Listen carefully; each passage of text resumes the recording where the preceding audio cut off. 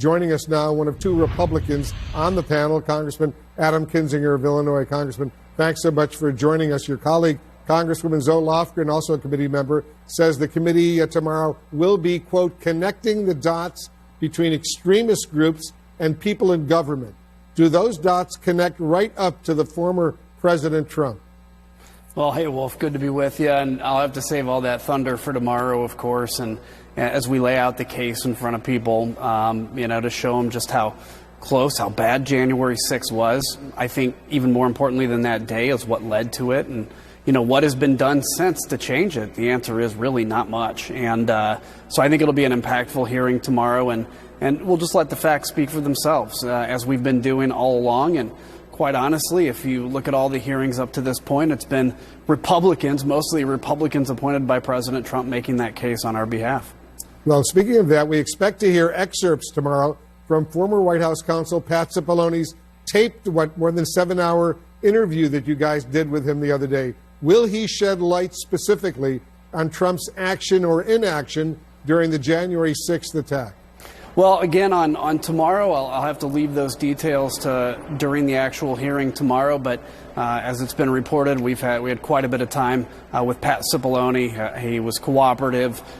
He did nothing to contradict any of our prior witnesses, and in fact has helped to embolden some of the facts we've already gotten to be a second and third source to those. So we continue to get, Wolf. This is the thing. It's big names like Pat Cipollone and things, but we continue to get more information every day. This just, more and more people come forward. Either they've been kind of guilted into, or they've had a trip of conscience where they've said, maybe I need to tell the truth here, or maybe they realize there was a part of something that happened that they think is important that maybe they didn't prior. So this is investigation continues on.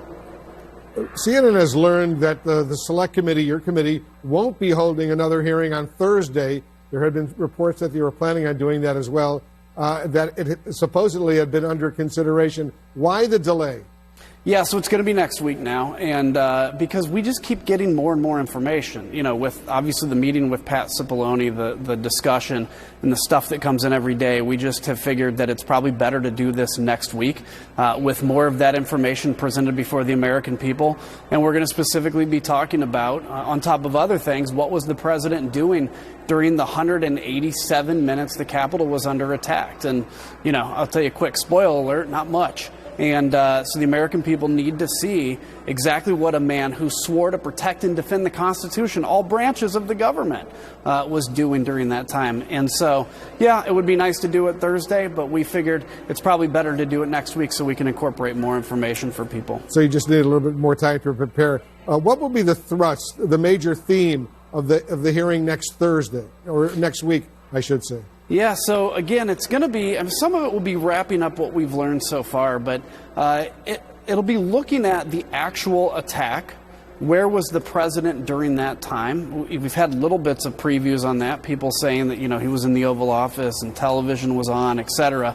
We're going to have more details of that, backed up by more facts, as always. And a lot of these facts, in fact, most of them will be put forward by, again, Republican appointees, Trump appointees.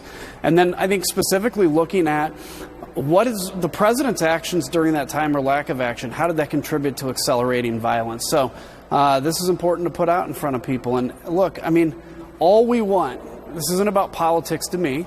This is about how do we have accountability for an attempted coup on the U.S. government, because we can never have that again.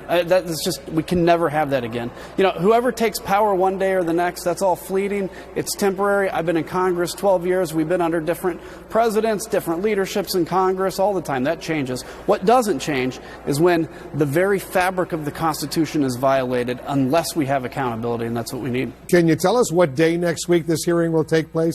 And if you already decided who the witnesses will be?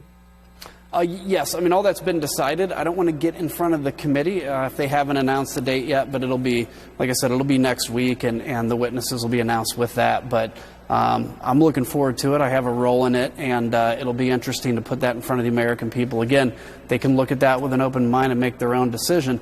I don't see how you can take these facts, though, and come to any other conclusion. But, Donald Trump created a chance to overthrow an election, and that violated everything that we hold dear in this Constitution. We will look forward to the hearing tomorrow and then the hearing next week as well. Congressman Adam Kinzinger, thanks so much for joining us. We really appreciate it. You bet, Wolf. See ya.